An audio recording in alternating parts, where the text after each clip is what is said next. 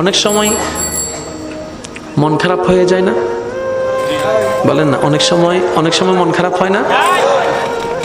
মন খারাপ হলে জানি কি শুনেন? হাই হাই, অনেক সময় মন খারাপ হলে আমরা গান শুনে মন ভালো করার চেষ্টা করি। এটা কি চালাকি না বোকামি? আপনি নিজে একটু বিবেচনা করে দেখবেন। কারণ গান আপনাকে আমাকে সর্বদা অতীতের দিকে নিয়ে যায়। আর আমাদের অতীতে সুখ বেশি না দুঃখ বেশি?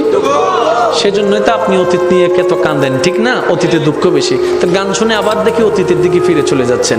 আমি বলি বোন, আমি বলি ভাই, মনটা যদি বেশি খারাপ হয়, অনেক কিছু তো ট্রাই করেছেন, সাময়িক কিছুটা শান্তি পান, আবার সে আগে ডিপ্রেশনে চলে যাচ্ছেন মন খারাপে। এটাও ভাল লাগে না, সেটাও ভাল লাগে না, কফিও ভাল লাগে না, চাও ভাল লাগে না, কোনো কিছু ভাল লাগে না।